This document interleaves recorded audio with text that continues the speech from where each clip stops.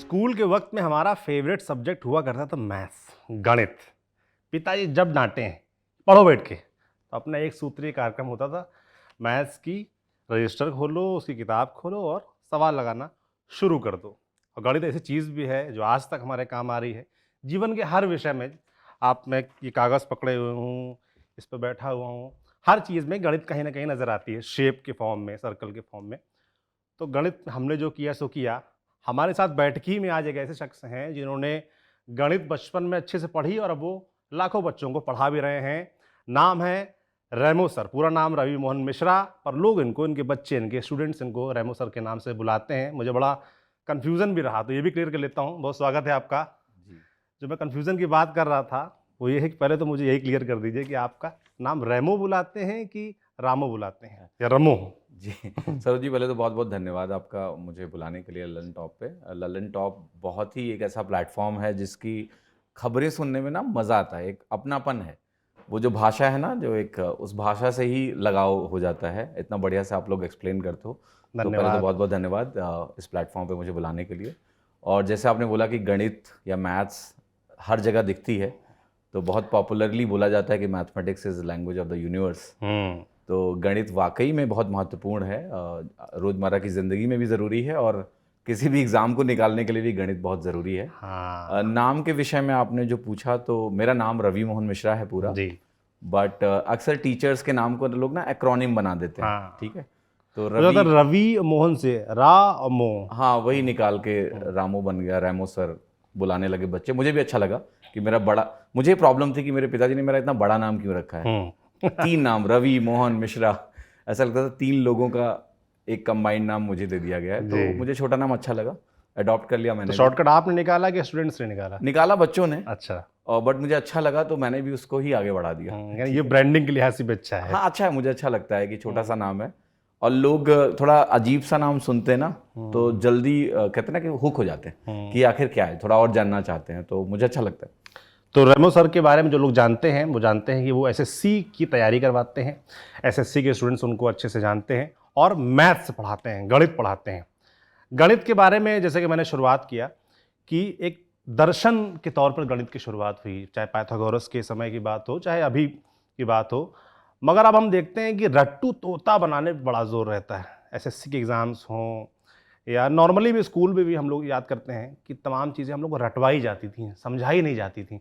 और ये मेरी बड़ी समस्या रही है। गणित से लगाव भी इसीलिए था कि थोड़ा समझ में आने लगी थी, पर मैं देखता था टीचर्स का ज़ोर बड़ा रहता था कि ये रट लो, साइन थीटा, कॉस थीटा वगैरह सब चीज़ें तमाम जो होती थी, सब रट लो ज़्यादातर चीज़ें, है ना? तो उससे बड़ी दिक्कत आती थी। आपने जब पढ़ाई की और अब जब पढ़ाते हैं, तो इस पर आप कितना ज़ोर देते हैं? आई थिंक मेरा टीचर बनने का मेन रीज़न भी यही था। 12th तक जब मेरी पढ़ाई हुई, तो मेरी पूरी पढ़ाई प्राइमरी स्कूल, फिर जूनियर हाई स्कूल, फिर गवर्नमेंट इंटर कॉलेज में हुई है। तो मैं किसी बहुत ऐसे अच्छे इंग्लिश मीडियम स्कूल से नहीं पढ़ा हूँ, मैं सारा हिंदी मीडियम में, हिंदी माध्यम में पढ़ाई हुई 12th तक। तो मुझे ये हमेशा दिक्कत रही है कि विषयों को रटाया ही जाता है, मतलब समझने का तो स्कोप ही नहीं होता है। पहली बार जब मैं आईआईटी का एंट्रेंस देने के लिए बैठा, तो एक अगर मैथ्स में आपकी रुचि है तो आपको शायद मॉडेक्स पता होगा सौरभ जी ना, एक मॉडेक्स होता हाँ है, जी। एक्स के आगे वो मॉड का सिंबल जी। लगाते हैं।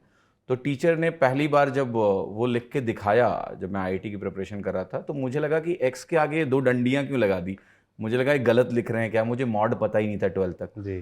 तो ना तो किताबों में चीज़ें दी थी, ना उतनी बढ़िया शिक्षा थी, मोस्टली रटने पे ही जोर था कि भाई मैथ्स को रट लोगे तो नंबर आ जाएंगे। मेरे भी नंबर आ गए थे, 89 नंबर मैथ्स में थे। अच्छा। बट समझ में नहीं आई थी मैथ्स। तो जब आप इंजीनियरिंग एंट्रेंस में आप क्वेश्चन देखते हो तो समझ ही नहीं आता। यही हो भी रहा है, मैथ्स में बच्चे रटने पे ज़्यादा जोर देते हैं, क्योंकि स्कूली शिक्षा में मैथ्स को रटाया ही जाता है, बिल्कुल। समझाया नहीं जाता है। तो मैंने ये मन में ठान लिया था कि मुझे मैथ्स सिखाना है, लोगों को सरल बनाना है। सरल बनाना है और उन्हें सिखाना है। मैथमेटिक्स एक ऐसा सब्जेक्ट है ना जिसको आपको लॉजिकली ही पढ़ना चाहिए, रटने वाला विषय ही नहीं है। तो उसी तरह से मैं बच्चों को भी पढ़ाता हूँ। तो बाद में मैंने 12th के बाद एक मेरा टर्न अराउंड रहा कि मैंने मैथ्स को जिया है, मैं ऐसे कहूँगा। हर एक चीज़ को लॉजिकली समझने की कोशिश करी है और हर एक चीज़ को बिना समझे रटा नहीं है। वही चीज़ मैं अपने बच्चों को भी देने की कोशिश कर रहा हूँ कि अगर आपने 12th तक अच्छे से नहीं पढ़ा, ग्रेजुएशन में अच्छे से नहीं पढ़ा, कोई बात नहीं, मैं आपको वो चीज़ें सिखाऊंगा जैसे मैथ्स सीखी जाती है। तो जो भी मुझसे मैथ्स पढ़ते हैं वो सूनर और लेटर कुछ दिनों बाद उनको मैं एक ही बात बोलता हूँ कि मैथ्स से आपको प्यार हो जाएगा, और हो जाता है उनको। ये रट्टू तोता वाली मैंने बात की तो मुझे भी बचपन का अपना एक किस्सा याद आ गया। एक पूरी गर्मी की छुट्टी, मतलब 2 महीने का समय मेरा सिर्फ पहाड़े टेबल याद करने में बीत गया, क्योंकि हमारे चाचा का बड़ा जोर था कि पहाड़े याद होने चाहिए। जी। बहुत दुखी हुए और हमको पहाड़ी अंत तक याद हुए नहीं, क्योंकि जब भी पूछने की बारी आती थी तो कहते थे कि अच्छा सुनाओ, 19 का सुनाओ, 17 का सुनाओ, और फंस जाते थे। तो ये कितना इतना जोर क्यों रहता है कि ये चीज़ें याद कर ली जाएं, एकदम कंठस्थ कर ली जाएं? क्या एसएससी जैसे एग्जाम्स में भी इन चीज़ों की जरूरत पड़ती है? और जैसा कि मैं सुनता हूँ कि कोचिंग में शॉर्टकट्स बहुत बताए जाते हैं, क्योंकि भाई वहाँ जल्दी करने भी होते हैं सॉल्व। देखिए, पहाड़े बेसिक टेबल्स तो इंपॉर्टेंट हैं, क्योंकि आपको अगर बेसिक कैलकुलेशन भी करनी है, आप सब्जी खरीदने गए तो basic tables I think important है। और मुझे लगता है ये अच्छा किया था बचपन में उन्होंने, वो खड़े करके ना 5वीं क्लास में शाम के पीरियड में यही होता था कि पहाड़े सुनाओ, दो मतलब 13 दूना 26, 13 तिया 39 वाला। तो वो ठीक है, वो कोई ऐसा प्रोसेस नहीं कि उसमें कुछ सीखना है, बट वो टेबल्स इंपॉर्टेंट होती हैं कैलकुलेशन में। अब मैं आता हूँ इस पॉइंट पे कि जैसे कॉम्पिटिटिव एग्जाम में आप आते हो तो शॉर्टकट्स क्या हैं, ठीक है। 10th तक जो पढ़ाई होती है वो हेंस प्रूव्ड वाली है, इति सिद्धम वाली है ना। मुझे याद है कि आपके टेस्ट में अगर आपने इति सिद्धम नहीं लिखा तो टीचर 2 नंबर काट लेता था जिसका कोई लॉजिक नहीं था।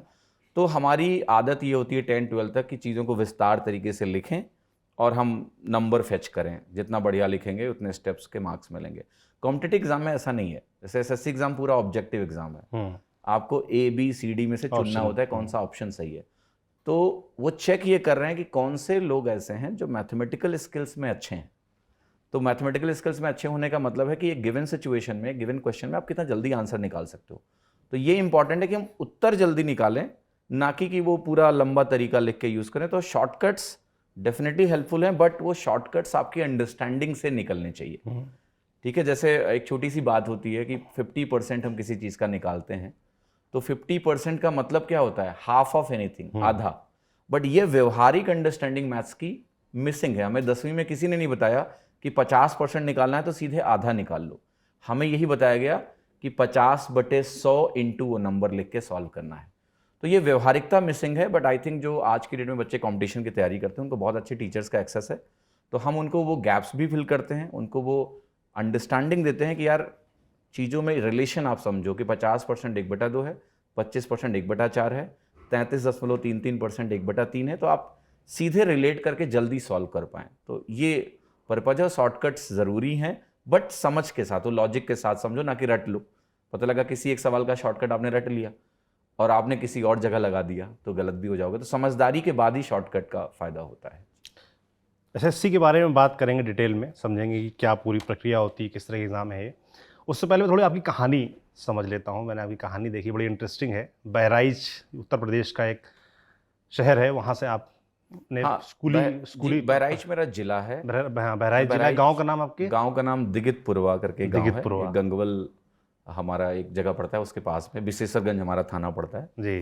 पिताजी आपके प्राइमरी टीचर थे और नहीं, आपने पिताजी नहीं, माताजी मेरी प्राइमरी टीचर अच्छा, थी। माता जी। हाँ हाँ। अच्छा। पिताजी ने कोई नौकरी नहीं करी, जी। तो माता जी प्राइमरी टीचर थी। तो मेरी पढ़ाई वहीं से शुरू हुई, प्राइमरी स्कूल में, गांव से। और पढ़ने का मेरा बिल्कुल मन नहीं था, लड़ाई झगड़े वाला आदमी था। मजा आती थी लड़ाई हाँ, करने वो हमारे टाइम में ना पार्टी चलती थी सौरभ जी। पार्टी क्या? जानते हो आप? पार्टी पार्टी पर समझाइए, मतलब क्या? पार्टी नहीं, तो उस पे लिखते थे, खड़िया से लिखते थे। जी जी, समझ गया। हाँ। तो वहां से मैंने पढ़ना शुरू किया गांव में। मतलब बिल्कुल वो पार्टी होती थी काली काली, जिसपे हम लोग खड़िया से लिखते थे। तो पहले दिन स्कूल में मैंने जाके एक का सर फोड़ दिया था डे 1। तो मैं उस तरह का था, पढ़ने का शौक नहीं था मुझे शुरू में, बट धीरे धीरे करके इंटरेस्ट डेवलप हुआ और पढ़ाई में मन लगने लगा। बट ये इंटरेस्ट कब आया आपको? इंटरेस्ट वही होता है ना, बेसिक बच्चों में जो कंपटीशन नहीं होता है कि क्लास में जाते ही, हमारी स्कूली शिक्षा ऐसी है ना कि पहले स्थान वाले को थोड़ा रिवार्ड मिलता है। तो मैंने जाके देखा कि जो फर्स्ट आता है उसको बड़ी वैल्यू मिल रही है। तो ये हो गया कि वो कंपटीशन की एक लालसा डेवलप हुई कि ये तो लास्ट में वैल्यू मिलती है, तो पढ़ते हैं। तो ऐसे मैंने पढ़ना शुरू किया कि फर्स्ट आना है मुझे, ठीक है। फर्स्ट आने की आपने बात की, तो मैंने आपकी रिसर्च देखी, उसमें आपने 10th क्लास में टॉप भी किया था अपने स्कूल में। स्कूल में जी। और वो 10th के एग्ज़ाम का एक किस्सा मैंने सुना आपके बारे में कि आप लोग बोरे में बैठ के एग्ज़ाम दे रहे थे और हाँ जी जी। इन्विजिलेटर आता है और चेक करता है कि कहीं कोई पर्ची रख के नकल तो नहीं कर रहा है। तो उसके लिए आप लोग उठाया जाता है, बोरे झाड़े जाते हैं, उससे धूल उठती है, तो उस वक्त आप रोने लगते हैं उस माहौल को देख के। आई थिंक बहुत इमोशनल मोमेंट था मेरे लिए। मेरी पढ़ाई स्कूल में इतनी पढ़ाई होती नहीं थी, स्कूल भी घर से दूर था, तो साइकिल से पूरा आना जाना होता था, लंबा रास्ता था, तो कम स्कूल जा पाते थे, पढ़ाई वहाँ नहीं होती, तो खुद पे जिम्मेदारी थी। तो ना मुझे ज़्यादा उम्मीद थी ना घर वालों को थी कि बस ये था पास होना है, फर्स्ट डिवीज़न अगर यूपी बोर्ड में आ जाओ तो बहुत अच्छा मानते हैं उस टाइम पे। तो मैं पढ़ रहा था कि बस पास हो जाऊँ, फर्स्ट डिवीज़न लाने की कोशिश ज़रूर कर रहा था। एग्ज़ाम सेंटर में वही जो आपने बताया कि बोरा भी खुद लेके जाना था, वो भी स्कूल से नहीं मिला था हमें, तो बोरा बिछा के वो राइटिंग पैड जो होता था पैर पे रख के हम लोग बोर्ड एग्ज़ाम दे रहे थे। बैच आ गई और उन्होंने बोला कि बोरे अपने झाड़ो, और सब बोरे झाड़ रहे हैं, कमरे में पूरा धूल, मेरी कॉपी में जो लिखा था पूरा धूल से सन गया। और फिर मुझे लगा कि यहाँ ये लोग भी सीरियस नहीं है कि कोई बच्चा अगर अपने मन से एग्ज़ाम दे रहा है तो उसको देने दो। पूरी कॉपी हमारी धूल से सन गई और फिर मेरे आंखों में आंसू आ गए लिटरली। मुझे लगा कि मैं यहाँ से कैसे अपना भविष्य बना पाऊंगा अगर ना वो कुछ सोच रहे हैं, और कैसे इस भीड़ से मैं आगे निकल पाऊंगा। तो वहाँ एक चॉइस थी मेरे पास कि इधर सरेंडर कर दो, जैसा लोग बोलते थे कि यहाँ के बच्चों का कुछ नहीं होना है क्योंकि पढ़ाई का स्तर अच्छा गांव नहीं में है। अक्सर इस तरह के ताने सुनने को मिल जाते हर हैं। कोई ये बोलता है कि पढ़ लिख के क्या करोगे, नौकरी नहीं मिलनी है, यही था खाली वहाँ का।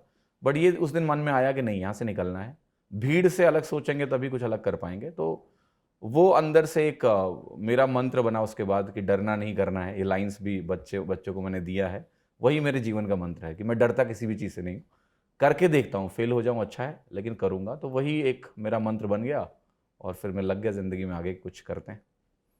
आईआईटी की तैयारी की आपने, और आपने जी। बताया कि आईआईटी का पता आपको 10वीं में या 12वीं में पता 12वीं में चला, पता चला, जी। एक टीचर के द्वारा कि उन्होंने जी। बताया कि आईआईटी ऐसा एक संस्थान है जहाँ से इंजीनियरिंग कराई जाती है। तो उसके बाद आपको लगा कि ये करना चाहिए। क्या बताया था? मतलब क्योंकि मैं नॉर्मली ये चीज़ मिस करता हूँ स्कूल्स में, बताया नहीं जाता बच्चों को कि क्या-क्या आप कर सकते हो, क्या-क्या करियर ऑप्शंस हो सकते हैं। अगर आप साइंस ले रहे हैं तो ये ऑप्शंस हो सकते हैं, अगर आप कॉमर्स के साथ पढ़ रहे हैं तो ये ऑप्शंस करियर में हो सकते हैं। बड़ा ही हम लोग गुमसुम सा रहता है, मतलब पता नहीं होता क्या करना है। मतलब बेसिक यही पता होता है कि इंजीनियर बनेंगे, डॉक्टर बनेंगे, कोई प्रधानमंत्री भी बोल लेता है। इस तरह की बातें होती हैं, मतलब फिक्स चीज़ें नहीं, जबकि इतने करियर ऑप्शंस हैं, इतनी स्किल की बात होती है आजकल, पर स्कूलों में बताया नहीं जाता। कम से कम छोटे शहरों के स्कूलों में तो नहीं बताया बट सौरभ जी, आज की दुनिया अलग है। हाँ, इंटरनेट आने के बाद आई थिंक आप गूगल यूट्यूब पे जाओ और डाल दो कि करियर ऑप्शन आफ्टर 12, तो बहुत सारी जानकारियां हैं। हमारे टाइम पे इंटरनेट था नहीं, तो एक बड़ा स्टैंडर्ड पाथ होता था कि अगर आप 12th मैथ्स अच्छा करोगे तो आप बीएससी करोगे, और अगर आपकी 10th में मैथ्स खराब हो गई तो आप आर्ट साइड में चले जाओगे, या 12th में मैथ्स में अच्छा नहीं कर पाए तो आप आर्ट में चले जाओगे, बीए करोगे। बीए को कोई वैल्यू नहीं मिलती वहाँ पर। तो मेरा रूट पहले यही था कि मैथ्स में ठीक थे तो बीएससी करेंगे, यही सोच रहा था मैं कि मैं बीएससी करूँगा। बट 12th में हमारे जो टीचर हमें पढ़ाते थे मैथ्स, उनका बच्चा कोचिंग करने गया था, तो वहाँ से पता लगा कि आईआईटी नाम का भी कुछ एग्ज़ाम होता है, और उस एग्ज़ाम की तैयारी करके आप आईआईटी में जा सकते हो जो कि इंजीनियरिंग कराता है, और वहाँ से नौकरी मिल जाती है। इंजीनियरिंग करने के बाद अच्छी नौकरियाँ लगती हैं। तो हम पहले इंजीनियरिंग नहीं समझते थे, हम नौकरी समझते थे कि अच्छा अच्छी नौकरी लग जाती है फिर तो ठीक है। तो देन आई थॉट कि इसकी तैयारी करेंगे। बट जब तैयारी के लिए हमें जाना था तो फैमिली में पैसे, एक मम्मी की नौकरी थी, बच्चे सारे पढ़ने वाले, पूरे घर के खर्चे, तो पैसे नहीं थे हमारे पास कोचिंग के। बट फिर भी पिताजी को वो आइडिया अच्छा लगा कि चलो, 10th में जब मैंने स्कूल में टॉप किया था तो उसके बाद उनके दिमाग में ये था कि इसको बढ़ाना है, आगे पढ़ाने पे ध्यान दे रहे थे मुझे। तो उसके बाद ये था कि पैसे वैसे इकट्ठा किए हम लोगों ने कि लखनऊ कोचिंग के लिए जाएंगे।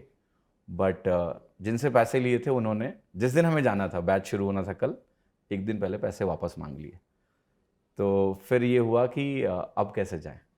फिर 1 महीना हमें और लगा पैसे जुगाड़ने में। तो नेक्स्ट बैच में जाके फिर मैं लखनऊ एडमिशन लेने गया, और वहाँ पर भी पैसे हमारे पास पूरे नहीं थे।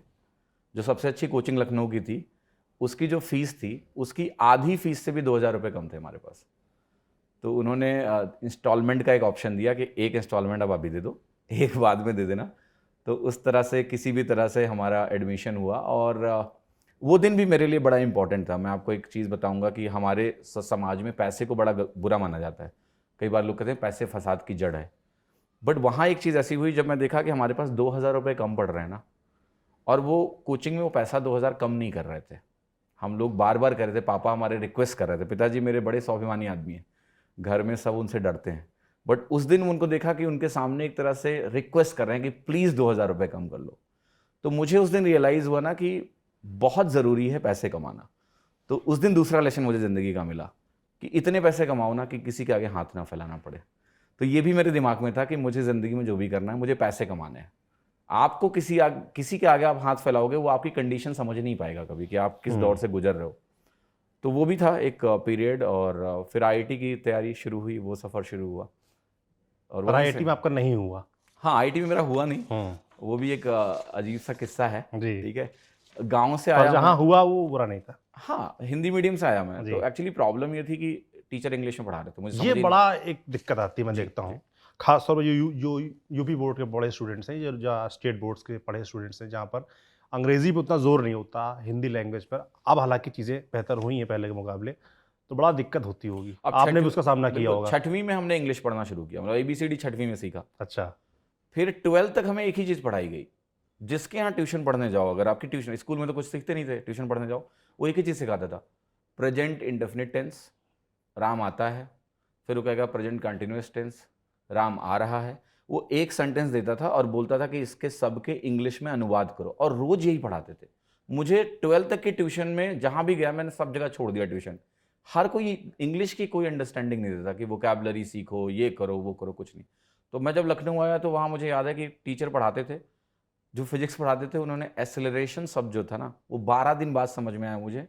12 दिन लग गए मुझे कि ये एसेलरेशन वो त्वरण वाला है। हाँ। मुझे समझ ही नहीं आता था, तो बहुत दिक्कत थी। मतलब मुझे तो एक टाइम पे लगा कि कहाँ फंस गए हम, इससे अच्छा बीएससी वाला रास्ता ही ठीक अच्छा, था। हिंदी की जो भाषा है उसमें जो टर्म्स हैं हाँ, मैथमेटिक्स बिल्कुल के, वो बिल्कुल, एकदम अलग हो जाते हैं, फिजिक्स के एकदम बहुत अलग हो बहुत जाते हैं, बहुत बहुत। और अंग्रेजी में एकदम अलग होते हैं। जी जी, तो वहाँ पे एक एज रहता है सीबीएसई या जो बिल्कुल इंग्लिश मीडियम बिल्कुल के पढ़े बिल्कुल बच्चे हैं बिल्कुल। उनको। बट हार ही नहीं मानी। मतलब मुझे ये लगता है कि उस टाइम पे भी एक ऐसा वाकया हुआ था कि मैंने सोच लिया कि मैं वापस चला जाऊंगा घर, मेरे से तैयारी नहीं होगी, क्योंकि आप बड़ी एक्सपेक्टेशन के साथ आते हो, बट वहाँ कुछ हो नहीं रहा है, समझ ही नहीं रहा है। जब समझ ही नहीं आ रहा तो कंपटीशन कैसे निकलेगा। 1.5 महीने बीते थे, मैं लिटरली परेशान हो गया कि ये घर वालों का पैसा बर्बाद नहीं करना है, वापस चलते हैं। तो मैं पीसीओ पे गया था फ़ोन करने। मेरे आगे एक लड़का था पीसीओ में, वो रो रहा था अपने घर वालों से सेम प्रॉब्लम के साथ कि मेरे को भी कुछ समझ में नहीं आ रहा, हिंदी मीडियम का वो भी था, मैं भी था। देन मैंने फ़ोन नहीं किया घर पे, उससे बात करी, और फिर ये हुआ कि लड़ते हैं, वापस जाने का रास्ता नहीं तो है। यहाँ से शुरू हुई अंग्रेजी से लड़ाई। हाँ जी जी, अंग्रेजी से लड़ाई यहाँ शुरू हुई। तो इसके बाद फिर आपने एचबीटीआई में, आपने आईआईटी नहीं निकला, आईआईटी में क्या आपका हुआ, एडमिशन मैं हुआ जी जी एचबीटीआई में, जो जी कि गवर्नमेंट जी कॉलेज है। जी गवर्नमेंट में जी, आप उसमें 108 रैंक आपकी शायद आई। 103 रैंक थी मेरी। 103 रैंक आई थी, तो हाँ, आपको तो एचबीटीआई, जो कि जी हमारे शहर कानपुर में है, जी नामी संस्थान है, तो वहाँ से पढ़ाई कैसा रहा एक्सपीरियंस कॉलेज का? देखिए, इंजीनियरिंग कॉलेज में मुझे लगता है कि ब्रांच कौन सी थी आपकी? ब्रांच मेरी इलेक्ट्रॉनिक्स थी। हाँ। तो मुझे कोई भी ब्रांच वहाँ मिल रही थी। हम्म। तो आईआईटी में क्या हुआ था कि मेरा कट ऑफ होता है आईआईटी में हम्म। इंडिविजुअल सब्जेक्ट में, तब प्री मेंस हुआ करता था, जी। कम आईआईटीज हुआ करती थी। तो प्री में तो मेरे बहुत अच्छे मार्क्स भी आए थे, और उसके हिसाब से मेरी रैंक बाद में 1222 के आसपास रैंक थी मेरी। लेकिन मेंस में मेरा इंडिविजुअल जो केमिस्ट्री सब्जेक्ट का कट ऑफ था वो नहीं निकला था, 60 में 9 नंबर ही आए थे, शायद 60 नंबर का पेपर होता था। मैथ्स और फिजिक्स में अच्छे नंबर थे, तो ओवरऑल कट ऑफ से ज़्यादा नंबर थे मेरे, बट केमिस्ट्री में नंबर कम रह गए थे, तो हुआ नहीं। एचबीटीआई में गए, लड़के वहाँ भी बहुत अच्छे थे, वहाँ वही बच्चे थे जो आईआईटी में कुछ कारणों से नहीं हो पाए, तो बहुत अच्छा मिक्स था।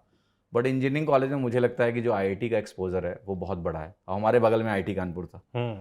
तो मेरे दोस्त का भाई आईआईटी कानपुर में था, तो हम लोग जब जाते थे ना घूमने, तो हमें लगता था कि हम कहाँ फंस गए, और फ्रस्ट्रेशन होती थी कि जो नहीं मिला वो बगल में देखते थे ना कि कितनी सुविधाएं हैं, कितनी फैसिलिटीज़ हैं, और हम पीछे रह गए। बट कॉलेज इंजीनियरिंग में एचबीटीआई काफ़ी अच्छा है, प्लेसमेंट्स काफ़ी बढ़िया हैं। बाकी I think IITs are the best, तो वो एक अंदर कसक थी कि आईआईटी में नहीं हुआ हमेशा। फिर आपकी प्लेसमेंट हुआ, इन्फोसिस में जॉब लगी आपकी। जी जी जी। और फिर बीएसएनएल में आपने काम किया। इन्फोसिस की कहानी बताता हूँ। अब इन्फोसिस में भी इंग्लिश में इंटरव्यू होना था, इंग्लिश आती नहीं थी बोलना ठीक है, तो हमें ये लग रहा था होगा नहीं, तो मैं गया वहाँ पर, इंटरव्यू हो रहा था, तो मैं बोलने की कोशिश कर रहा हूँ, प्रैक्टिस तो खूब करी थी, रट रट के गए थे। तो उसमें क्या वही रटा था? यही कि my name is Ravi Mohan Mishra, but उसमें तो और सब निकल रहा था एक साथ, वो बीच बीच में ना सेंटेंस जैसे याद नहीं आ रहे ना, तो और सब निकल रहे थे। तो फिर मैंने पूछ लिया, मैंने कहा सर प्लीज़ हिंदी में इंटरव्यू ले लोगे मेरा, मैं बाद में सीख लूँगा। तब उसने पूछा आप कहाँ के हो, मैंने कहा बहराइच का हूँ मैं। तो वो भी थे यूपी के ही, एंड उनको काफ़ी पॉलिटिकल नॉलेज थी यूपी के लैंडस्केप की। तो उन्होंने फिर मुझे कुछ वहाँ के सांसदों के बारे में पूछा, कि कौन कौन से सांसद आपके मिनिस्टर बने हैं वगैरह वगैरह। Then he was happy. पता था आपको? हाँ, वो थोड़ा बहुत नॉलेज थी। हाँ, उत्तर यूपी प्रदेश के के लोग आदमी। पॉलिटिक्स में तो इंटरेस्ट होता ही है।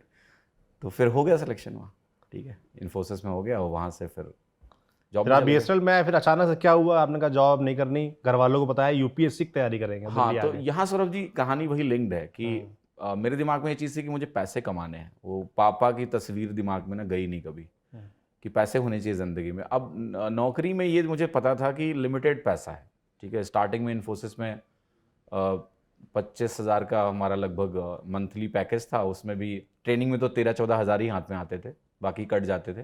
ट्रेनिंग के बाद भी 20-20 हज़ार के आसपास ही पैसा वहाँ मिलना था। फिर बीएसएनएल में था कि सरकारी नौकरी है, एक तरह से पीएसयू है, गवर्नमेंट ओन्ड है, तो वो सरकारी की वजह से वहाँ गया। थॉट ये था कि शायद वहाँ यूपीएससी की तैयारी करेंगे वगैरह। और लेकिन ये था कि वहाँ भी पैसे थे नहीं कुछ।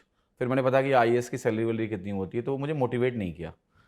तो मुझे ये था कि पैसा कमाना है, ईमानदारी से कमाना है, वो वाला पैसा नहीं चाहिए मुझे। तो आईएएस में ठीक है, मतलब एक होता ना कि लोग सोचते हैं कि बहुत करप्शन से पैसा है, पावर है। पावर मुझे अट्रैक्ट नहीं, उतना अट्रैक्टिव मुझे नहीं लगा कभी लाइफ में। मुझे ये था कि ईमानदारी से खूब पैसा कमाना है। तो बीएसएनएल तो मैंने इसीलिए छोड़ दिया। मेरा एजुकेशन लोन था, वो जिस दिन पूरा हुआ मैं बीएसएनएल छोड़ के आ गया। ठीक है कि अब यहाँ की कहानी ख़त्म।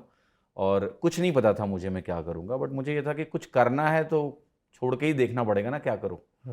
ठीक है, ये 30,000 रुपये की सैलरी से ज़िंदगी में कुछ बड़ा नहीं हो सकता है, तो लेट्स थिंक समथिंग डिफरेंट। फिर मैं दिल्ली आ गया वापस। दिल्ली में कैसे? यूपीएससी एग्जाम आपने दिया, सेकेंड अटेम्प्ट में आपका प्री निकल गया, मेंस में हाँ नहीं हो हाँ, पाया। तो यूपीएससी भी क्या था मन कि से दिया था कि खाली घर वालों को बहलाने के लिए? ऐसे ही। देखिए, नौकरी आप कैसे छोड़ सकते हो? इंडिया में नौकरी ऐसे तो घर वालों से बोल कर नहीं छोड़ सकते ना कि मैं स्टार्टअप करना चाहता हूँ। तो मैंने 2011 में मैं आया था दिल्ली और मैंने थोड़ा भ्रमण किया, मतलब ये गाजियाबाद में, इंदिरापुरम में कोचिंग सेंटर्स। पढ़ाने का मुझे बड़ा अंदर से था कि मैं पढ़ा सकता हूँ। कब से पढ़ा रहे हैं? मैंने पढ़ाया तो 2009 से, मतलब पहला प्रोफेशनल असाइनमेंट 2009 था, जब हम चंडीगढ़ के कॉलेज में प्लेसमेंट ट्रेनिंग के लिए गया था एप्टीट्यूड पढ़ाने के लिए। और वहाँ बड़ा अच्छा रिस्पांस बच्चों का था। और मुझे एक चीज़ बहुत मज़ा आई, जब मैं जितनी देर मैं पढ़ा रहा था उतनी देर मुझे मैं होने का एहसास नहीं होता था। जैसे लगता था मैं एग्जिस्ट ही नहीं करता हूँ, मैं बस पढ़ाने पे फोकस हूँ, बस वहाँ मेरा पढ़ाना है, मैं नहीं हूँ। कहते हैं ना कि जब एक्शन करने में एक्शन ही बचे, आप ना बचो, तो वही वो ज़िंदगी के सबसे खूबसूरत पल होते हैं। तो मुझे लगा इस काम में इतना मज़ा मुझे आ रहा है कि मुझे टाइम का पता नहीं चल रहा है, बच्चे इतने खुश हैं, इतनी रिस्पेक्ट मिल रही है, तो ये वो काम है जो मैं कर सकता हूँ। फिर मैं इन्फोसिस चला गया था। तो जब बीएसएनएल छोड़ गया तो मुझे पता था मुझे टीचिंग करनी है, तो बीच में मैं आके इधर छोड़ी आपने जॉब टीचिंग के लिए थी? दिमाग में ये था कि या तो कुछ और ढूंढ पाएंगे या फिर करेंगे टीचिंग, बट टीचिंग में क्या करेंगे ये क्लियर नहीं था मुझे कि मैं क्या करूंगा। तो मैं कोचिंग सेंटर्स खोज रहा था, सर्वे कर रहा था। 2011 में आके पूरा सर्वे करके गया मैं कि ये 12th की कोचिंग वाले कितना पैसा कमाते हैं वगैरह। तो पता लगा काफ़ी कमाते हैं। एक दो लोग मुझे मिले कि जो साल में 35-40 लाख रुपए ट्यूशन पढ़ा के कमा रहे थे, कोचिंग चला रहे थे 200-300 लोगों का। तो मुझे ये देख के तो लगा कि इनके अंदर कोई इतना ज़्यादा टैलेंट नहीं है जो मेरे अंदर नहीं है, तो हम भी कर लेंगे। तो छोड़ के आ गए। हमने कहा अब देखते हैं कि क्या करना है। लेकिन तब नहीं पता था कि मैं एसएससी पढ़ाऊंगा या बैंक पढ़ाऊंगा या कैट पढ़ाऊंगा या आईआईटी पढ़ाऊंगा। बस आ गया था, कोई नौकरी नहीं मेरे पास, बस आ गया था ये स्टेट। तो अगला रास्ता कैसे मिला, कैसे आपको समझ में आया कि एसएससी की कोचिंग पढ़ानी है? उसके बाद फिर मेरा ये था कि मैं कैट में मेरी परसेंटाइल बहुत अच्छी रही है, 99.99 परसेंटाइल रही है। सो आईएम मुझे जाना नहीं था, क्योंकि मुझे ये था कि कौन सा आईएम मिल रहा था आपको? मैं इंटरव्यू में ही नहीं गया। गए नहीं आप? हाँ, कॉल तो आई एम कलकत्ता और ये जो आईएम्स होती हैं ए और बी से तो हम लोग को आती नहीं कॉल, क्योंकि वो परसेंटेज कम है 10th और 12th में। यूपी बोर्ड में परसेंटेज 72% में मैं टॉपर था 10th में, 77% 12th में थे। तो उस मार्क्स पे आपको बड़े आईएम से कॉल नहीं आती, ए और बी से कॉल नहीं आती है। बट बाकी मैं इंटरव्यू में कहीं नहीं गया, ठीक है, क्योंकि मुझे एमबीए नहीं करना था। मुझे ये था लाइफ में एक चीज़ और सीखी मैंने सौरभ जी, कि जो लोन होता है ना, ये आपकी फ्रीडम को खा लेता है। तो जब मैं एजुकेशन लोन था मेरे पास बीएसएनएल में, तो मैं उस नौकरी में छोड़ के नहीं भाग सकता, मुझे तो एजुकेशन लोन पे करना है। तो लोन आपकी फ्रीडम के अगेंस्ट एक कोलेटरल है, आप अपनी फ्रीडम सरेंडर कर रहे हो लोन लेके, ठीक है।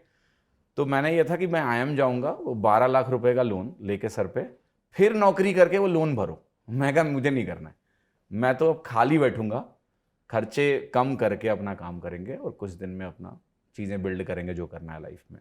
तो इस तरह से चीज़ें थी। तो अपनी कोचिंग की शुरुआत आपने कब की? तो मेरा ये था सिंपल सा कि मैंने उस समय वीडियोस यूट्यूब पे, मैंने यूट्यूब देखा, यूट्यूब में चैनल बना लिया 2013 में। बट पता नहीं था कि यूट्यूब को हम एज ए मीडियम यूज़ कर सकते। 2013 में चैनल बना लिया था? चैनल बना लिया था मैंने, हाँ। 2013 का मेरा चैनल है एग्जामों, आज जो एग्जामों के नाम से। बट मुझे पता नहीं था कि यूट्यूब पे पढ़ाएंगे कैसे। वहाँ तो वो एंटरटेनमेंट वाले तो वीडियोस शुरुआती दौर था, हाँ, कुछ पता नहीं और था, यूट्यूब पे मुझे लगता है उस समय ऑनलाइन टीचिंग कोई का नहीं उतना था, कोई था ही नहीं। हाँ। मुझे समझ आ गया था मुझे ऑनलाइन पढ़ाना है, क्योंकि मैंने बीच में थोड़ा MBA की कोचिंग में भी पढ़ाया। तो MBA की कोचिंग में क्या था प्रॉब्लम कि वो एक क्लास में 40 बच्चे होते थे, तो मुझे लगा 40 बच्चे ही मुझे जान पाएंगे। तो ये था कि इससे बड़ा क्या कर पाऊंगा मैं, मुझे तो कुछ बड़ा करना है, तो मुझे देश भर के बच्चे तो जाने। ये ऑनलाइन कहीं से आइडिया आया, किसी ने बताया, कैसे क्लिक किया आपको कि ऑनलाइन ऑनलाइन पढ़ा का सकते? क्योंकि उस समय ऑनलाइन कोई दौर तो था नहीं, इसे अब तो खूब लोग पढ़ा रहे हैं आई थिंक ऑनलाइन। जिंदगी में ना कई बार होता है ना, you can only connect the dots going backwards. तो मेरे जो अपने एक्सपीरियंसेस है कि जब मैं लखनऊ आया तो मुझे खाने की दिक्कत हुई, खाना खराब मिल रहा है, रहने का खर्चा है, तो इंटरनेट से वाकिफ़ हो चुके थे 2012 वाले पीरियड में। इंटरनेट आ चुका था, थोड़ा जीमेल आ चुका था, तो ये समझ में आ रहा था कि इंटरनेट एक मीडियम है। तो जैसे वेब कॉन्फ्रेंसिंग के टूल्स मुझे दिख गए थे कि लोग मीटिंग्स के लिए उस समय कुछ प्रोडक्ट्स होते थे गो टू वेबिनार टाइप के, जो कंपनियां होती थी ना IT वाले, दोस्त IT में काम कर रहे थे, तो उनकी मीटिंग्स उस पर होती थी। तो वो पता लगा US से बंदा और ये बंदे वीडियो कॉल पे बातें कर रहे हैं, वो कुछ लिख रहा है वगैरह वगैरह। तो ये समझ में आ गया था कि ऐसे हम पढ़ा भी तो सकते हैं। तो उस तरह से मेरे दिमाग में आइडिया आया, और प्लस उसमें कैट के टाइम पे कुछ ऑनलाइन कोचिंग चलती थी, कुछ लोग ऑनलाइन पढ़ाते थे जी। बड़ा स्केल नहीं था, तो मुझे लगा कि इसको हम बड़े स्केल पे बना सकते हैं, मैं मैथ्स पढ़ाऊंगा पूरे देश को। ऐसे जर्नी स्टार्ट हुई। मैथ्स पढ़ाएंगे, और आप अब SSC के लिए मैथ्स पढ़ाते हैं, अनअकैडमी भी आपने कोलैबोरेशन किया है, ज्वाइन जी किया है। जी जी। तो पहले तो मैं समझना चाहता हूँ SSC के बारे में, मतलब क्लैरिटी नहीं रहती, मैं देखता हूँ जैसे UPSC के बारे में लोगों को पता है कि UPSC क्लियर करेंगे तो IAS बनेंगे, IPS बनेंगे, या इस तरह की तमाम जो IFS है और नौकरियाँ हैं। SSC को लेकर बड़ा कन्फ्यूज़न रहता है। मैं आपसे, आप ये मानिए मुझे SSC के बारे में कुछ नहीं पता, ठीक है, बेसिक्स मुझे बताइए कि SSC माने क्या हुआ, उसमें कौन कौन सी नौकरियाँ होती हैं, किस तरीके से तैयारी कर सकते हैं, किस क्लास से इसकी तैयारी शुरू कर सकते हैं, कौन सी स्ट्रीम, कौन से सब्जेक्ट ज़रूरी हैं, थोड़ा मुझे समझाइए, बताइए मुझको भी और जो नए बच्चे हैं उनके लिए भी। जैसे आपका UPSC है, यूनियन पब्लिक सर्विस कमीशन, जो आपके सिविल सर्विसेज के एग्ज़ाम कराता है और भी एग्ज़ाम कराता है, ऐसे ही SSC एक स्टाफ सिलेक्शन कमीशन है, जिसका टास्क ये है कि जो ग्रुप B और लोअर एग्ज़ाम्स होते हैं वो SSC कराता है। इसमें भी सेंट्रल गवर्नमेंट की नौकरियां हैं और अच्छी खासी स्टार्टिंग सैलरी भी है। ठीक है, जैसे आज की डेट में मैं आपको एक छोटा सा एग्जांपल देता हूँ। इसमें SSC में सबसे बड़ा एग्जाम जो होता है उसको बोलते हैं SSC CGL, combined graduate level. तो ये बेसिकली ग्रेजुएट वाले बच्चे इसको अप्लाई कर सकते हैं, किसी भी स्ट्रीम के हों, ये मैटर नहीं करता कि वो BSc हो या कुछ हो। टेस्ट क्या होता है इसमें, 4 विषय होते हैं, एक मैथ होता है और एक इंग्लिश होता है, एक आपका जनरल अवेयरनेस होता है और एक पेपर आपका रीजनिंग का होता है। तो इन 4 विषयों में बच्चों को टेस्ट किया जाता है, और ये जो सब्जेक्ट्स हैं 10th लेवल के हैं, लेकिन वो 10th की अप्रोच से सिलेक्शन नहीं होता है, कंपटीशन है। अच्छा। इस कंपटीशन में मैं आपको सरोज बता रहा हूँ, आज की डेट में अच्छे बच्चे भी बैठ रहे हैं। जैसे कई बच्चे क्या होता है जिनको UPSC की तैयारी करनी है, बट UPSC ज़्यादा अनसर्टेन एग्जाम है, क्योंकि वो सब्जेक्टिव एग्जाम है, ऑब्जेक्टिव नहीं है। अच्छा, SSC में एक खास बात और है, SSC पूर्णतया ऑब्जेक्टिव एग्जाम है, ABCD में से क्या सही है वो लगाना है। तो इसमें आपका सिर्फ नॉलेज टेस्ट है, इसमें कोई रिटन एग्जाम नहीं है, कोई पर्सनालिटी टेस्ट नहीं है। जैसे UPSC में क्या है, एक प्रीलिम्स है जो ऑब्जेक्टिव है, फिर आपका सब्जेक्टिव पेपर है जिसमें खूब सारे सब्जेक्ट में लिखना है। अब सब्जेक्टिव पेपर में तो एग्जामिनर को जो समझ में आएगा नंबर देगा। फिर PT भी है, पर्सनालिटी टेस्ट है, तो उसमें रिजेक्शन के बहुत सारे प्लेसेस हैं। यहाँ बहुत कूल है, नॉलेज प्लस स्पीड का टेस्ट है। तो 4 विषयों में टेस्ट होता है। अभी जैसे एक प्री का एग्जाम होता है जो क्वालिफाइंग है। तो प्री में जैसे इस साल की बात करूं, 2023 वाला एग्जाम हो, उसमें 24 लाख लोगों ने फॉर्म भरा है CGL के लिए, और जॉब्स कितनी थी? 7,000 प्लस थोड़ी वैकेंसीज हैं टोटल। ठीक है, अब प्री में से लगभग 1 लाख बच्चे मेंस का एग्जाम देंगे, जिसको Tier 2 एग्जाम बोलते हैं। वो एग्जाम, प्री में सब्जेक्ट क्या रहते हैं, क्या? 4 विषय होते हैं, 4। Maths, English, reasoning, GA।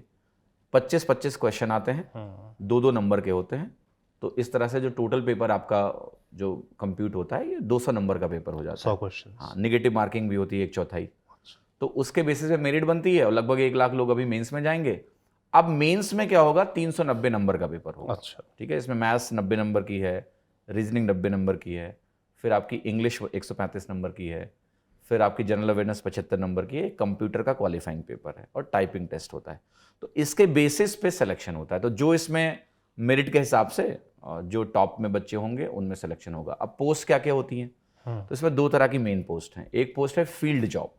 Field job में जैसे income tax inspector, GST inspector, इनको एक्साइज इंस्पेक्टर भी पहले बोला जाता था, एग्जामिनर की एक पोस्ट होती है, प्रिवेंटिव ऑफिसर की पोस्ट होती है, तो ये फील्ड जॉब्स होती हैं।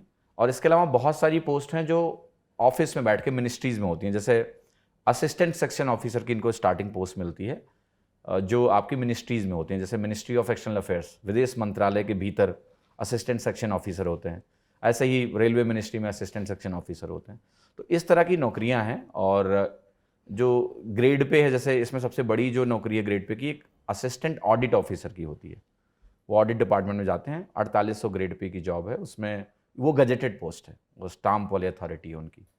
तो ये नौकरियां बेसिकली एस्पिरेशन क्या है, यूपीएससी हर कोई एस्पायर भी नहीं कर सकता है, और यूपीएससी के लिए आपको बड़ा स्किल सेट चाहिए। एसएससी एग्जाम के लिए अगर कोई भी बच्चा दम लगा के 1 साल तैयारी कर ले, और वो टीयर 2 टीयर 3 सिटी से मान लिया आता है, बहुत सारे रिसोर्सेज उसके बचपन में नहीं मिले उसको, फिर भी आज की डेट में इतने अच्छे टीचर्स का एक्सेस है, और ऑनलाइन प्लेटफॉर्म ने तो पूरी दुनिया ही बदल दी है ना, कि हर जगह एक्सेस है। जैसे अनअकैडमी की बात करें तो अनअकैडमी गांव-गांव में जो बच्चे पढ़ते हैं उनको भी लो डेटा पे कोर्सेज का एक्सेस अनअकैडमी प्रोवाइड करता है, वो भी सस्ती फीस में। तो हमारे जो एसएससी के बच्चे हैं ना, या मध्यम वर्गीय और निम्न, उससे भी नीचे जो मध्यम वर्गीय परिवार है, वो बच्चे होते हैं, गरीब बच्चे हैं एसएससी के, तो वो इतनी महंगी कोचिंग भी अफोर्ड नहीं कर सकते हैं। तो ऑनलाइन मीडियम इतना बेहतरीन मीडियम उनके लिए तैयारी का है कि आराम से इससे सस्ती फीस में और टॉप टीचर से पढ़ सकते हैं। जब जैसे मैं दिल्ली में हूँ, अब मेरा ऑनलाइन शुरू करने का एक रीज़न ये भी था सौरभ जी, कि छोटी छोटी जगहों पर अच्छे टीचर्स नहीं मिलते थे। अच्छे टीचर तो शहरों में बैठे हैं, ऑनलाइन में वो बैरियर नहीं है, आप कहीं से भी बैठ के किसी भी अच्छे टीचर से पढ़ सकते हैं। पर एसएससी में हमने पिछले कुछ समय में देखा, बड़े आंदोलन भी हुए, नौकरियां देर से आना, इसको लेकर लोग, छात्र बड़ा परेशान रहे। कई छात्रों तो ओवरेज हो गए, मतलब समय निकल गया, वो नहीं दे पाए। इस तरह की दिक्कतें भी लगातार आती रहती हैं। इसको किस तरीके से आप लोग टीचर्स देखते हैं? देखिए, अभी तो बहुत ही पॉजिटिव रिफॉर्म एक हुआ है। पिछले साल ही सरकार ने पैटर्न में बदलाव किया, एसएससी ने पैटर्न में बदलाव किया। तो पैटर्न में बदलाव के बाद इन्होंने क्या किया है कि प्रीलिम्स क्वालिफाइंग किया, प्री टीयर 1 क्वालिफाइंग हो गया, और टीयर 2 के एग्जाम के बेसिस पे मेरिट बनती है। पहले एक टीयर 3 भी होता था, लेयर्स ज़्यादा थी। तो पहले एक रिटन डिस्क्रिप्टिव एग्जाम होता था, फिर डॉक्यूमेंट वेरिफिकेशन होता था, तो एग्जाम का प्रोसेस भी बहुत लंबा था। अब किसी भी स्टेज में अटका तो वो 2 साल का प्रोसेस हो गया। तो हम लोगों ने कई बार इसके बारे में बात करी है, सुझाव दिए हैं कि भाई प्रोसेस तेज करो। तो 2022 का जो एसएससी का सीजीएल का एग्ज़ाम था, वो प्रोसेस इन्होंने 6 महीने में कंप्लीट कर दिया है। तो ये एक पॉजिटिव चीज़ है कि अब एक स्टेज के बेसिस पे कंबाइंड मेरिट बन रही है, और मल्टीपल स्टेजेस को इन्होंने 2 स्टेजेस में कन्वर्ट कर दिया है। तो एग्ज़ाम साइकिल अभी छोटी हो गई हैं, जल्दी रिजल्ट्स आ रहे हैं, लोगों को जल्दी पोस्टिंग मिल गई, तो ये एक पॉजिटिव चीज़ें हैं। और एसएससी में और भी एग्ज़ाम होते हैं सौरभ जी, जैसे ये तो ग्रेजुएट वाला एग्ज़ाम हो गया, फिर 12th के पास बच्चों को CHSL नाम का एक एग्ज़ाम होता है, combined higher secondary level exam. Syllabus same है, लगभग सिमिलर पैटर्न है, थोड़ा सा पेपर आसान होता है। वो एक एग्ज़ाम होता है जिसमें ग्रुप C वाले बच्चे एक तरह से हो गए, ठीक है। फिर एक MTS का एग्ज़ाम भी कराती है, जो 10वीं पास बच्चे भी मल्टीटास्किंग स्टाफ में एसएससी में जा सकते हैं। तो काफ़ी अपॉर्चुनिटीज़ बच्चों के लिए होती हैं, और सरकारी नौकरी में एस्पिरेशंस भी लोगों की बहुत ज़्यादा हैं भारत देश में। तो कंपटीशन तो है, बहुत ज़्यादा कंपटीशन है। तो अब एक अच्छी तैयारी के बाद ही सिलेक्शन होता है, मतलब आप काम चलाऊं वाला सिलेक्शन, काम चलाऊं तैयारी से नहीं होता है, अच्छी तैयारी करनी पड़ती है। बिल्कुल, कंपटीशन की आप बात कर रहे थे, तो जैसे कि हम लोगों ने यूपीएससी में भी एक नया कंपटीशन देखा कि जो इंजीनियरिंग बैकग्राउंड के लड़के हैं, जो आईआईटी या अच्छे जो कॉलेजेस से पढ़े हुए हैं, वो अपना नौकरी छोड़ कर आ रहे हैं, यूपीएससी की तैयारी कर रहे हैं, और कहीं ना कहीं वो बाजी भी मार रहे हैं। और एसएससी में भी मुझे बताया गया कि इस तरह की चीज़ें होने लगी हैं कि तमाम जो इंजीनियरिंग स्टूडेंट्स हैं, जो उनको अच्छी जॉब नहीं मिल पाई है, जो भी, या जिनका मन नहीं लगा, उनको सरकारी नौकरी चाहिए, जो भी, तो वो आ रहे हैं। तो कंपटीशन उनका यहाँ एसएससी में भी बढ़ गया, तो उससे कैसे सामना करेंगे? देखिए, कंपटीशन तो बढ़ने का कई कारण है। मतलब आई थिंक सरकार में क्या हुआ कि जब पे कमीशन आया, 7th पे कमीशन, उसके बाद सैलरी अच्छी हो गई। जैसे सीजीएल जैसी नौकरियों में एएसओ की पोस्ट पे 72,000 रुपये महीना मिलते हैं। अब इंजीनियरिंग करने के बाद बच्चा कहीं जाता है सॉफ्टवेयर में अगर, तो उसको स्टार्टिंग सैलरी बहुत कम मिलती है ना, 20-25 हज़ार की सैलरी से उसकी स्टार्टिंग हो रही है। तो एक तो उसको पैसा इंपॉर्टेंट है सबके लिए। दूसरा क्या है कि कॉरपोरेट से जब न्यूज़ आती है ना ऐसे, कि लोगों के मन में एक भय बैठ गया है कॉरपोरेट को लेके कि यहाँ जॉब्स तो निश्चित नहीं है। और ये तो सौरभ जी आप कानपुर में देखते होगे ना कि सरकारी नौकरी का जो भोकाल है, हाँ। कि नौकरी कैसी है, प्राइवेट है कि सरकारी, यही पूछते हैं लोग, है ना। तो वो एक सोशल स्टेटस भी है, एक लोगों के दिमाग में है कि मेरी सरकारी नौकरी हो। तो अभी बहुत सारे यूथ जो है ना, वो ये चाहते हैं कि मेरी नौकरी स्टेबल हो, और सोसाइटी में भी देखते हैं कि एक रेस्पेक्ट है। तो बड़ी बड़ी नौकरियां छोड़ के भी लोग एसएससी की तैयारी कर रहे हैं। तो कंपटीशन डेफिनेटली बहुत ज़्यादा है अभी, बट मेरा अभी भी मानना है कि जो चीज़ें पूछी जा रही हैं उन चीज़ों में कोई भी बच्चा एक्सेल कर सकता है। तो ऐसा नहीं, इवन आपने जैसे मुद्दा उठाया कि आईटी के बच्चे आईएएस की तैयारी करने आते हैं, तो ऐसा नहीं है कि आईटी के बच्चे अगर आईएएस की तैयारी करने आते हैं तो हर कोई निकाल ही लेता है। ठीक बात। उनको भी कंपटीशन करना पड़ता है, उसमें भी बहुत सारे लोग हैं जिनका नहीं होता है। डेफिनेटली वो पहले से पढ़ने में अच्छे हैं इसलिए आईटी गए, तो वो मुझे लगता है उनको मेहनत करने की आदत बनी हुई है, वो उनको help हाँ करती थोड़ा है। सा जीतने की आदत है कह लो, आईटी अगर एक बार गए हैं। बट ऐसा नहीं है, मैं कितने लोगों को जानता हूँ जो आईटी ने आईएएस नहीं निकाल पाए।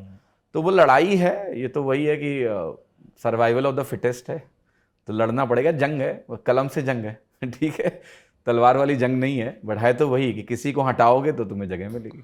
आपने बड़ा अच्छा शब्द इस्तेमाल किया, जंग।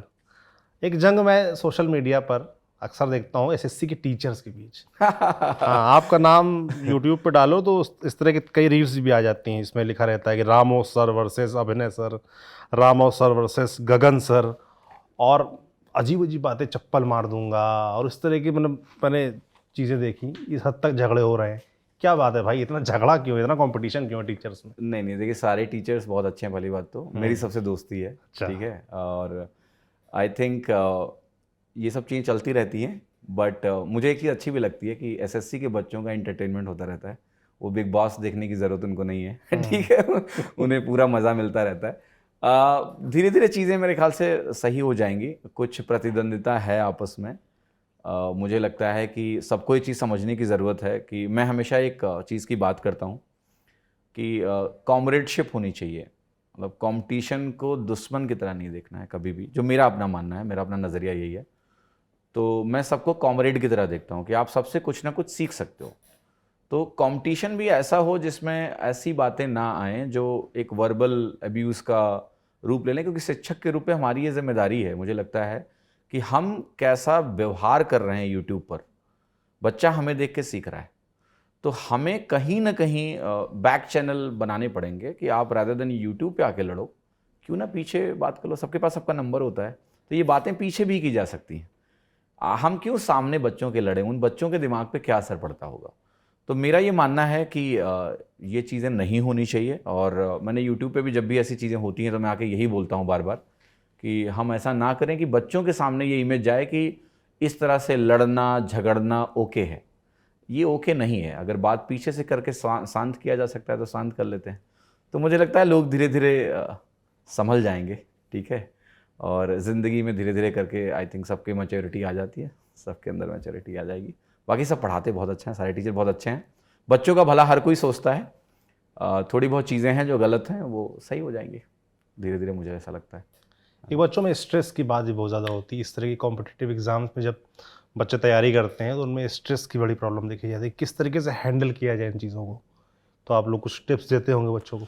एक छोटा सा उदाहरण मैं दूंगा सौरभ, जिसमें प्रॉब्लम बताया गया है, अपब्रिंगिंग का इशू है, एक्सपोजर का इशू है। जैसा होता ना कि जो कुएं में एक मेढक रहता है उसको लगता है उसका कुआं सबसे सुंदर है। ठीक है, क्योंकि उसने और कुछ देखा ही नहीं है दुनिया में, है ना। तो हम लोग क्या होता है कि जैसे हम लोग पढ़ रहे हैं, मान लो एक अच्छा बच्चा है, ठीक है, जो लेट्स से 10th में टॉप किया। अब जैसे मैंने 10th में टॉप किया स्कूल में, तो मैं अलग ही आसमान में चढ़ गया। मेरे को लगा मैं तो अब कुछ भी कर सकता हूँ दुनिया में। जब मैं पहले दिन कोचिंग में घुसा ना सौरभ जी, तो मैथ्स के टीचर ने बोला कि कितने लोगों के 100 नंबर है मैथ्स में, तो 15 लोगों ने हाथ खड़े कर दिए। मेरे 89 थे तो मुझे लगा अभी मेरा नंबर आएगा। फिर बोला कितने लोगों के 99 है, 20 लोग हाथ खड़े हो गए। वो 95 पे आके रुक गया। तो उस दिन रियलाइज़ हुआ ना कि दुनिया में तो बड़े टैलेंटेड लोग हैं, और ये एक्सेप्ट करना बहुत मुश्किल होता है। तो ये मामला एक्सपेक्टेशन और रियलिटी का है। हमें लगता है हम बहुत बड़े तोप हैं, बट दुनिया में इतने टैलेंटेड लोग हैं ना कि आपको ये एक्सेप्ट करने में ना फिर आपको लगता है कि आपकी वो बादशाह चली गई। ठीक है, तो ये उस कच्ची उम्र में समझना बहुत मुश्किल होता है। ठीक है, तो मुझे सबसे ज़्यादा इंपॉर्टेंट ये है, अवेयरनेस से टीचरों की जिम्मेदारी है कि वो बच्चों को असलियत दिखाएं। मैं बच्चों को हमेशा ये बात बोलता हूँ कि कंपटीशन में कूदने के पहले एक बार ये तुम जान लो कि सफलता एक ऑप्शन है, लेकिन फेल होने की प्रोबेबिलिटी हाई है। सक्सेस रेट जो है, मैं आपको बता रहा हूँ, इस साल जैसे जो सीजीएल का एग्ज़ाम हो रहा है वैकेंसी के हिसाब से 344 बच्चों में एक बच्चे का सिलेक्शन होना है। सीजीएल की बात कर रहा हूँ। सीएचएसएल का जो एग्जाम हो रहा है उसमें तो लगभग 1000 के ऊपर बच्चों में से एक बच्चे का सिलेक्शन होना है। तो अब अगर ये बच्चे पहले से सत्य जान के घुसेंगे, आप कंपटीशन को गेम की तरह लड़ो, गेम की तरह देखो। स्पोर्ट्स खेल रहे हो, जीत भी हो सकती है, हार भी हो सकती है। मेरा ये मानना है जीत गए तो अच्छी बात, हार गए तो आप इंसान की तरह ना जिंदगी में निराश तो ना हो।